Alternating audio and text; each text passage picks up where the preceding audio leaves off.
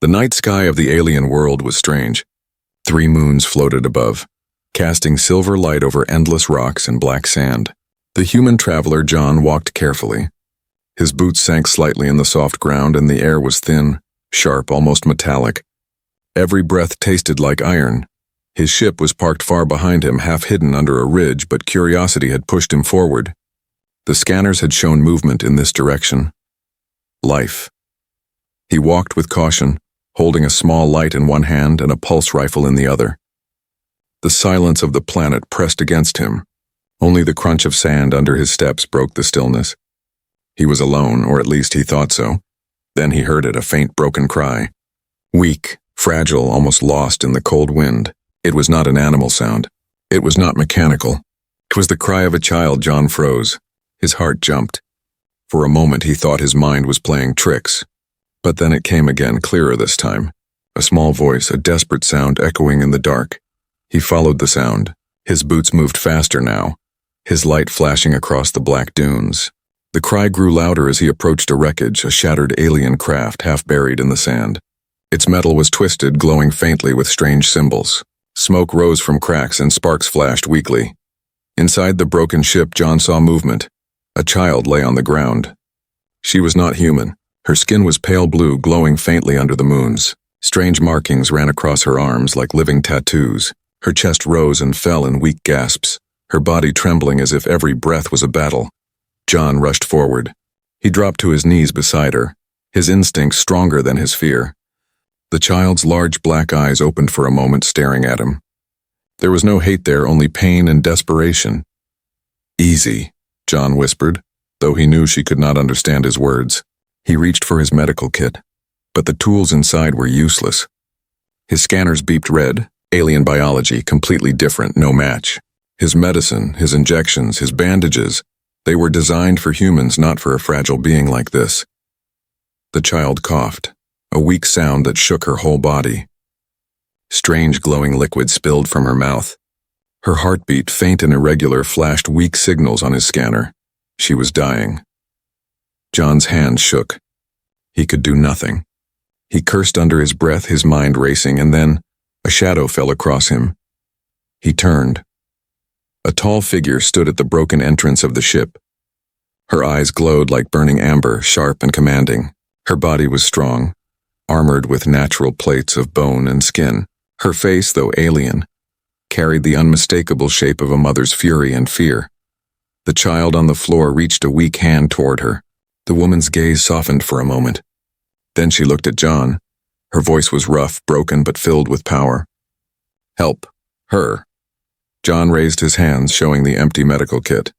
"I can't. My tools. They don't work on her." The alien woman's eyes narrowed. She stepped closer, her movements graceful yet deadly. She touched the scanner, studied the flashing red lights. Then she looked at John with something strange in her eyes. "You," she said slowly, forcing the alien words into his language. "Your blood." John's chest tightened. "What?" The woman pointed to him, then to the child. Her meaning was clear. John's heart pounded. His blood? It was insane, dangerous. His body was different. His DNA, his cells, they might kill the child instead of saving her. But the woman's eyes burned into him. She was not asking. She was demanding. The child coughed again. Her body twisted in pain. John's mind screamed with doubt, but his heart refused to watch her die. His hands moved quickly. He pulled out a sterile injector, cut his palm, and let his blood flow. Red drops, so human, so simple. Yet in this alien world, they were the only hope. He connected the injector to the child's veins. At first, nothing happened. The child's body lay still. Her chest barely moved. John felt a sinking weight in his stomach. Had he doomed her? Was this her final moment? Then, light. The markings on her skin glowed brighter, spreading like fire through her veins. Her chest rose with a strong breath. Her small fingers twitched, grasping weakly. Her eyes opened, glowing brighter than before. She lived. John let out a shaky breath, relief flooding him. His body felt weaker, drained, but he was alive. The alien mother knelt beside the child, touching her face with trembling hands. A tear, glowing faintly, slipped down her cheek. For a moment, John thought he saw gratitude in her eyes, but when she turned to him, her expression changed. No smile. No soft thanks, only something deeper. Something heavy. Something dangerous. Her voice was low, almost a growl. "Det remains." The night wind howled across the dunes. The wreckage creaked, and John realized this was only the beginning. The desert was silent again, but not peaceful. John's breathing was rough, his pulse weak. He sat on the cold sand, staring at his bloody hand. His skin was pale from the blood loss, but he forced himself to stay upright. The alien child was alive now. Her chest rose in calm rhythm, her eyes slowly blinking. The strange markings on her body glowed faintly, no longer fading. She was recovering. The mother kept her hand on the girl's forehead. Her sharp face softened for just a moment. But when she looked back at John, her expression was unreadable, somewhere between respect and demand. John tried to speak. His voice cracked. "She'll live, but I can't give more. I'll die if I do." The woman stood tall. Her shadow stretched across him under the light of 3 moons. She did not answer immediately. Instead, she reached for the wreckage beside her, pulled out a jagged piece of metal and placed it near her child, almost like a protective blade. Then her golden eyes locked on John. "Det remains," she repeated, her voice deep, slow, like a heavy stone dropping into water. John's stomach turned. He had heard those words before in old war stories. Many alien species believed in life debts, sacred oaths that could never be broken. Saving a life did not mean freedom. It meant responsibility. But here, in this alien desert, what did debt mean? The child stirred. She looked at him weakly, then whispered a sound in her strange tongue. The mother leaned close to listen. The girl's lips moved again, forming broken words. "He gave life." The mother's jaw tightened. She placed her hand on her daughter's chest, then rose again, stepping toward John. "You gave blood," she said firmly. "Now blood binds." John's heart raced. He struggled to his feet. "No, I saved her because it was right." "That's all?" The alien mother tilted her head. There was no anger in her face, but there was no kindness either. "Among my people," she said slowly, choosing each word with care, "a life given must be repaid. Honor demands it. Our law demands it." John swallowed hard. His rifle was still at his side, but he didn't raise it. Something told him it would be useless here. Not against this woman. Not against her belief. "Then repay me with safe passage," he said carefully. "Let me return to my ship." For a moment her eyes flickered as if considering it. But then she shook her head. "No, not enough." The wind swept across the dunes, carrying a low hum from the wreckage. Sparks hissed in the air. John's legs felt heavy, his head spinning from the blood loss. He knew he couldn't fight if this turned violent. The mother took a step closer. Her presence was overwhelming, like standing before a storm. "Your blood healed her," she said, her voice steady, calm, terrifying. "It has power. Your kind." Maybe the answer. John froze. Answer? Answer to what? Before he could ask, the woman reached into the wreckage again and pulled out a small device. It glowed faintly, pulsing with energy. She pressed it against the girl's skin, scanning her. Strange symbols flashed across the surface. She turned the device toward John. The screen showed something terrifying. Human blood cells glowing, binding with alien cells, merging perfectly. John's stomach dropped. His blood hadn't just helped the child, it had changed her. The mother's lips curved into something between a smile and a command. "You are compatible." The word hit him like a strike to the chest. He understood now. This wasn't just about saving one life. To her, it meant something far greater. John shook his head. "No, I gave what I could." That's the end of it, but her eyes hardened. Not the end. The beginning. The child coughed lightly, drawing their attention. She was stronger now, sitting up on her elbows, her glowing eyes fixed on John. She tried to speak, her words soft but clear enough. "Mother, he saved me." The woman knelt, touching her daughter's hair, then rose again with quiet pride. "Yes, and now he saves more." John felt cold sweat run down his back. "Saves more?" The mother walked closer, standing only a breath away. He could see the faint scars on her face, the rough texture of her armor-like skin. Her voice dropped low, almost a whisper, but filled with iron. "You will not leave. Not yet. Your blood is gift. Your life is debt." John's chest tightened. His instincts screamed to run, but his body was too weak. He glanced at the child, her innocent eyes wide, almost pleading, then back at the mother, whose gaze burned with a purpose he could not yet understand.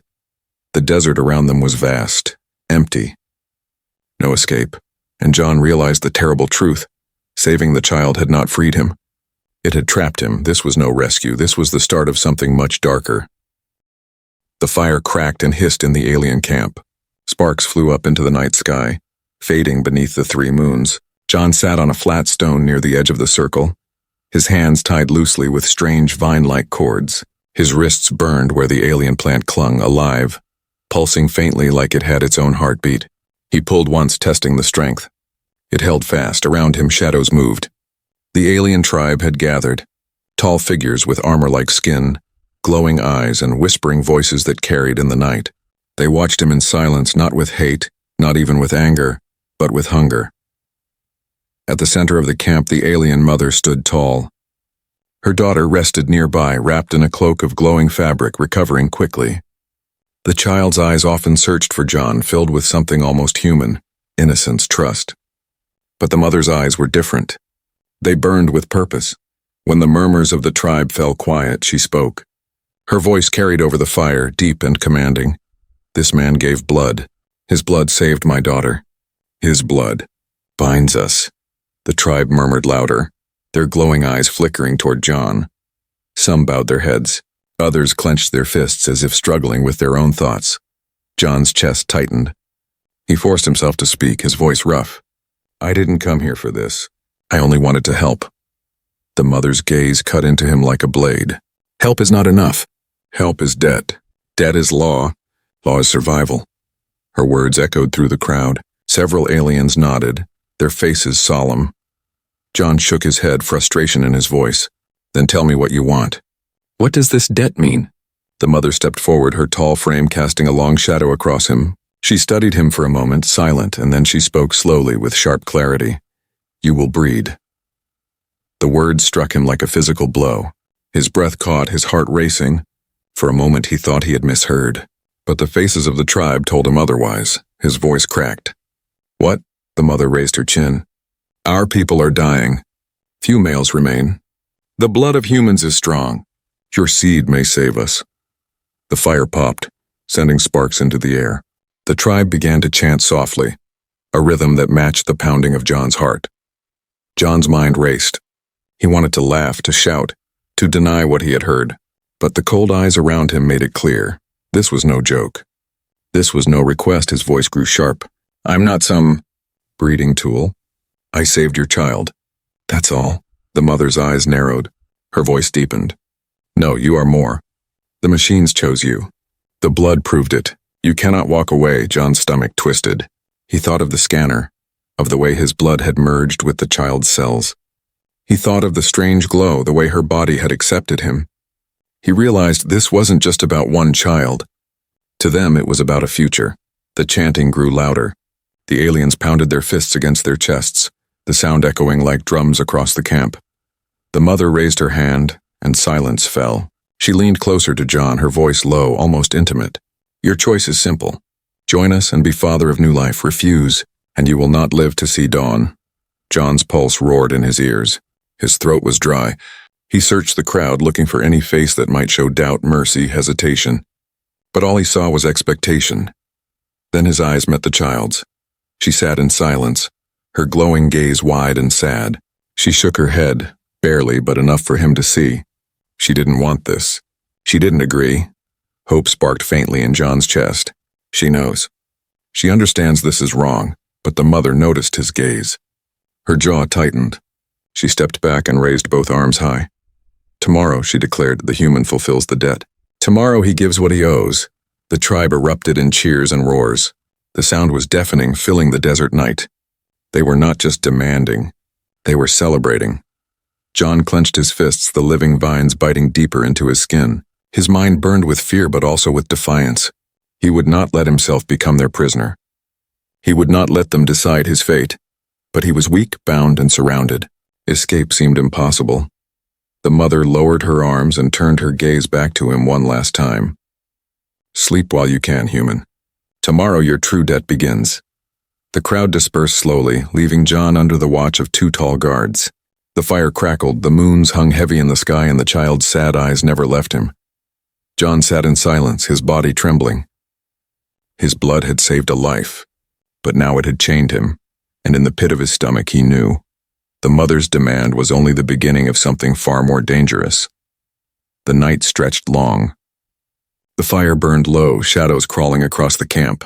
John sat with his hands still bound, exhaustion pulling at his eyes, but he refused to sleep. The two guards stood near him, their glowing eyes fixed, their bodies still as statues. Across the fire, the alien mother sat with her daughter, whispering in their strange tongue. The child glanced at John again and again, her small face tense with worry. The mother, however, never broke her stern gaze. When dawn came, the tribe gathered again. The 3 moons faded and the sky turned a pale green as the sun rose over the dunes. The tribe formed a wide circle and John was dragged into the center. The mother stood tall before him. She carried a long staff carved with glowing symbols. Her voice was clear, strong, carrying the weight of authority. "This human must know our law," she declared. "He must know why debt cannot be broken." The tribe murmured, their voices like a low wind. John's chest tightened. He had spent the night trying to understand their words, their meaning, their intent. Now perhaps he would finally learn. The mother struck her staff against the ground. The symbols flashed bright, and a faint hologram-like image appeared in the air. It showed figures, alien ancestors, tall and fierce, standing beside humans. Together they fought against monstrous beasts under strange skies. "Our people," she began, "once stood with yours. Long ago, in the first war of the stars." John's breath caught. History. He had read fragments of old records, whispered rumors of forgotten battles, but here the truth floated before him in light and shadow. "We bled together. We shared the sky. But then," the mother's voice hardened, "humans turned away. They left us when the war was not yet done." The image shifted. The humans vanished from the battlefield, leaving the aliens to fight alone. The monsters overwhelmed them, tearing their cities apart. The hologram showed flames, ruin, screams of a people betrayed. The tribe pounded their chests in anger, their voices rising like thunder. John felt the weight of their fury. His throat was dry. He wanted to speak, to deny, to say he was not responsible. But the history was heavy, carved into their culture. To them, humans were not just strangers, they were deserters. The mother lowered her staff, her eyes locked on him. "We swore never again to trust, never again to ask. But law remained. A life given must be repaid. A debt must be honored." Her words struck deep. For them, survival wasn't only about food or strength. It was about balance. About debts owed and debts paid. John finally found his voice. "That was long ago. I wasn't there. I never betrayed you." The mother tilted her head. "You carry their blood. You carry their debt." The tribe roared in agreement. Their eyes glowed brighter, the sound shaking the ground beneath his feet. John clenched his fists. His heart hammered. How could he argue against history? Against law? The child rose weakly from her cloak. Her small voice cut through the noise. "Mother." The crowd fell silent. All eyes turned to her. She stepped toward John, her fragile body trembling but her gaze steady. "He saved me." "That is truth. Debt is mine, not his." The mother's jaw tightened. For a long moment she said nothing. The tribe whispered in confusion. Then she raised her staff again, silencing them. "The child speaks true, but law is greater than one voice. His blood bound him to us. His life now belongs to our people." She turned her burning gaze back to John. "This is not cruelty. This is survival. Our males are few. Our children die. Without you, we fade into dust. With you, we rise again." John felt his stomach twist. He understood now. This was bigger than him. To them, he wasn't a man. He was a chance to save an entire race, but deep inside, he sensed there was more. Her eyes held not only desperation, but something hidden, something she would not yet speak aloud. The tribe began to chant again, louder, stronger, their voices rolling like thunder across the desert. They believed in this law. They believed in him, and John realized the horror of his situation. To refuse was not just to defy the mother, it was to defy their very culture, their very survival. He looked at the child, who stared at him with pleading eyes. She wanted him to fight, to resist, but the tribe wanted him to surrender. Two paths lay before him, neither safe, neither easy. The mother lowered her staff and spoke the final words that sealed the moment. "Tonight, the debt will be claimed." The chants grew wild, echoing through the desert as the sun rose high. John's heart pounded, his mind racing. He was trapped between their law and his own freedom, and he knew something darker still hid beneath their demand. Something even the mother had not revealed. The sun had begun to set again, painting the alien desert in shades of red and black. The chants of the tribe still echoed in John's ears. Tonight the debt will be claimed. He sat inside a small tent made of bone and hide, his wrists still bound by the living vines. Guards stood outside, their shadows long against the glowing sands. The air inside the tent was heavy, thick with the smell of smoke and strange herbs. John's head spun from exhaustion, but his mind refused to rest. He thought of the mother's words, of the tribe's chants, of the way the child had looked at him with pleading eyes. Something didn't fit.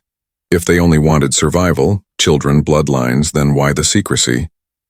Why the hidden looks the mother gave? Why the strange glow when his blood touched the child? He knew there was more. As the night deepened, a soft rustle came from the flap of the tent. A small figure slipped inside.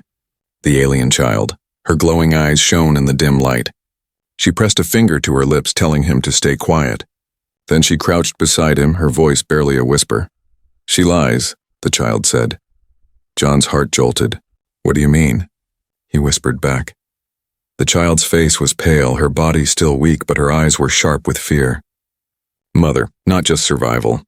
She wants..." "The machines," John frowned. "Machines?" The girl nodded quickly. "Your blood. It woke them." She saw. Images flashed in John's mind. The moment when his blood touched the girl. The strange light spreading through her veins. The way the symbols on her skin had flared alive, as if something ancient had answered his presence. "She told me it was only about children," John whispered, his voice tight. The girl shook her head. "No, our people. Old machines sleep under sand. Long ago they fed on blood. Human blood. Yours is key." John's chest tightened. A hidden truth. This wasn't about survival, it was about power. The mother didn't just want him to breed. She wanted his blood to unlock ancient weapons, machines from a forgotten war. The child's voice trembled. "If she binds you to us, she controls you. If she controls you, she controls them." John's stomach turned cold. He looked toward the tent flap where the guard stood outside, silent as stone. His mind raced. If this was true, then he wasn't just a prisoner. He was a weapon, a tool for domination. The girl placed a small object in his hand. A shard of crystal glowing faintly blue. "Take this. It is a key. My father hid it before he died. Mother cannot know." John stared at the shard, feeling its strange warmth pulse through his palm. "Why give this to me?" The child's eyes softened. "Because you saved me. And because I don't want her power. I want freedom." Before John could reply, the flap of the tent burst open. The mother entered, tall and fierce, her eyes blazing with suspicion. She looked at her daughter, then at John. The girl quickly hid her hands behind her back, her face blank. The mother's gaze lingered, sharp and cold. Then she turned to John. "Soon," she said. "The ritual begins. You will give what you owe." John forced his face to stay calm, hiding the shard in his fist. He nodded slowly, though inside his heart thundered. The mother studied him, her eyes narrowing as if she sensed something. But after a long pause, she turned and left, her heavy steps fading into the night. The child let out a shaky breath. "Careful," she whispered. "She watches everything." John's grip tightened around the shard. His mind raced with questions.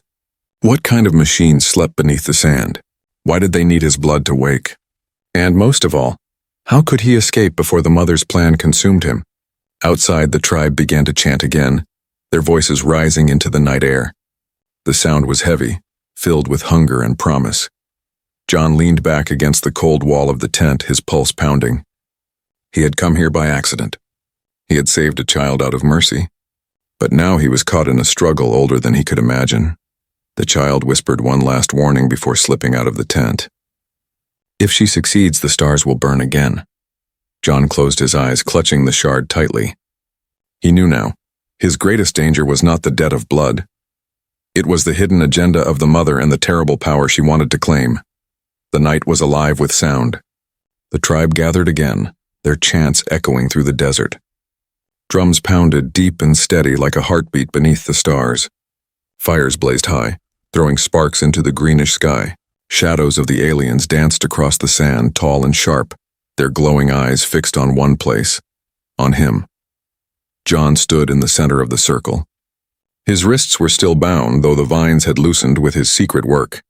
Hidden inside his palm, the crystal shard burned with faint light. The child's gift. His only chance. The alien mother towered before him, her staff glowing with the same symbols he had seen in the wreckage. The light from it painted her face in fierce colors. She looked not like a parent, but like a queen, a ruler about to claim her prize. Her voice rang out clear and strong. Tonight the debt is fulfilled. Tonight the human gives what he owes. The crowd roared, their fists pounding against their armored chests. John's chest tightened. His throat was dry, but his mind burned with choices. He could not deny the truth anymore. This wasn't about survival, not really. His blood was a key, and she wanted to use it. If he gave in, he would be nothing but a tool to awaken machines that could bring death to countless worlds. But if he refused? He looked around at the glowing eyes, the sharpened blades, the heavy bodies of warriors who outnumbered and outmatched him. He would not live past the night.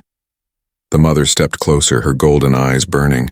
She lowered her voice so only he could hear.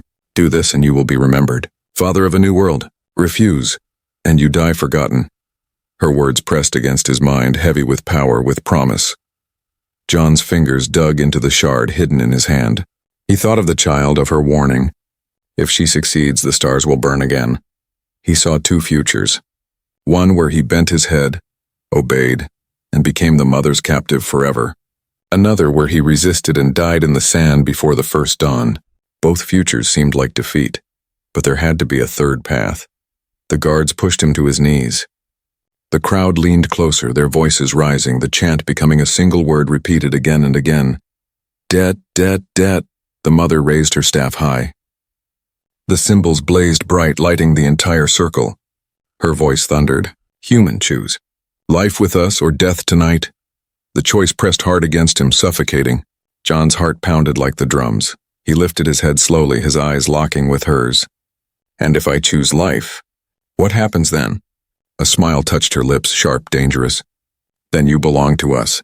Your blood, your seed, your body. You will not walk the stars again. You will stay, and from you a future is born. The words made his stomach twist. Freedom gone. His destiny rewritten not by him but by her. His gaze drifted past her toward the edge of the circle. The child stood there, her eyes wide, her lips trembling as she mouthed one word silently. Run. But run where? Guards surrounded him. The desert stretched endless in every direction. John's pulse roared in his ears. His choice was more than survival now. It was about truth. If he gave in, the machines would wake. If he refused, he would die. But if he used the shard, maybe, just maybe, he could turn her plan against her. The mother's staff crackled with energy. The crowd chanted louder, their voices shaking the ground. The moment was here. John took a deep breath. He stood tall, pulling against the vines. His voice was steady, though his heart thundered. I will choose, but I choose my way. Before anyone could react, he opened his fist. The shard blazed with brilliant light. The ground beneath them trembled, the sand shifting as if something massive stirred below. The crowd gasped. The mother's eyes widened, her mask of control breaking for the first time. The child cried out, He has the key! The mother roared, fury and fear mixing in her voice. Stop him! Guards lunged forward, but it was too late. The shard pulsed once more, brighter than the fire, brighter than the moons. The sand split open and something ancient began to rise. John held the shard tight, his voice a whisper only he could hear. I won't be your prisoner. Not tonight. The choice was made not to submit, not to die, but to awaken something neither side could fully control. And as the earth shook and the air filled with the roar of ancient power, John knew, whatever came next, the mother's plan was broken, but what he had unleashed might be worse. The desert floor shook like thunder beneath John's feet. The shard burned in his hand, pulsing like a living heart. Sand exploded upward as something vast and ancient rose from below. The tribe stumbled back, their chants breaking into shouts of fear. From the deep pit, a machine emerged, towering, alien, and alive with light. Its surface was dark metal etched with glowing symbols, the same as on the mother's staff, the same that had flared on the child's skin. The machine stood on long, spider-like legs, each step shaking the ground. At its core burned a red eye, spinning slowly, locking onto John. The tribe cried out. Some fell to their knees in worship. Others raised their weapons, caught between awe and terror. The mother's face twisted with triumph and rage. She thrust her staff into the air, the symbols glowing bright. It awakens. The power of our ancestors returns. With this we rise again. John's blood ran cold. He had freed them, not from extinction, but into something worse. He gripped the shard tighter, unsure if it was a key or a curse. The machine bent its massive body low, almost like it was bowing.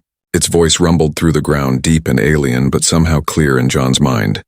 Human blood. Accepted. Command authority. Transferred. The crowd gasped. The mother's triumphant smile vanished. Her golden eyes widened, the truth cutting her like a blade. The machine had not answered her. It had answered him. John staggered back, his pulse racing. No, I didn't mean. The red eye flashed. Master identified, awaiting orders. The tribe erupted in chaos. Some roared in anger. Others dropped to their knees before John, their glowing eyes filled with desperate hope. The mother's face twisted, her body trembling with fury. No, she shouted. It belongs to us. He is nothing. He is human. She rushed forward, raising her staff, but the machine turned its eye on her. A beam of light shot out, slamming into the ground at her feet. The sand exploded, throwing her back. The staff flew from her hand, cracking in two. Silence fell. The only sound was the hum of the ancient machine, waiting. John's chest heaved. He looked at the mother, at the tribe, at the child staring at him with wide, glowing eyes. He understood now. His blood had not just healed. It had unlocked command.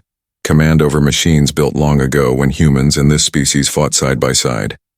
The mother crawled to her knees, her face twisted with desperation. Do you see now? This is why you cannot refuse. With this power we can rule again. We can take the stars back. John shook his head slowly. Rule? No, that's not survival. That's conquest.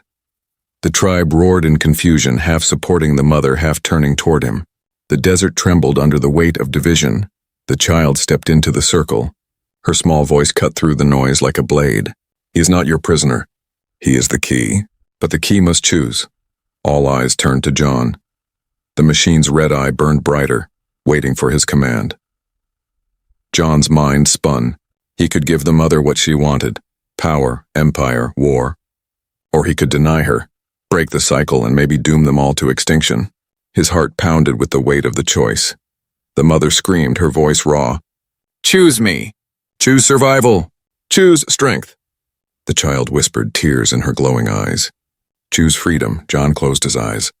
His fingers tightened on the shard, and when he opened them, his voice was steady. No one owns me. No one owns this machine. If it answers me, then I'll use it for one thing, life, not war. He lifted the shard high. The machine's eye flared white, flooding the desert with light. Energy rippled outward, washing over the tribe. The weak rose stronger. The sick breathed freely. Even the mother's wounds sealed with glowing light. The tribe gasped, staring at their own bodies as strength returned to them. The machine's voice rumbled again. Directive accepted. Restoration engaged. The mother fell to her knees, her golden eyes wide with shock. She looked at John, not with triumph, not with rage, but with something he had never expected. Respect. The child smiled faintly, whispering, You gave life. Again. John lowered the shard, his body trembling with exhaustion. He had not chosen conquest. He had not chosen death. He had chosen mercy. But mercy has a cost.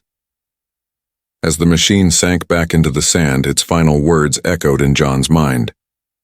Debt remains. One day it will be collected. The fires burned low. The tribe bowed their heads. The mother stayed silent, her eyes still locked on him with unreadable thoughts. And John knew one truth with chilling certainty. He had changed their future, but he had also tied himself to it. The universe never forgets a debt.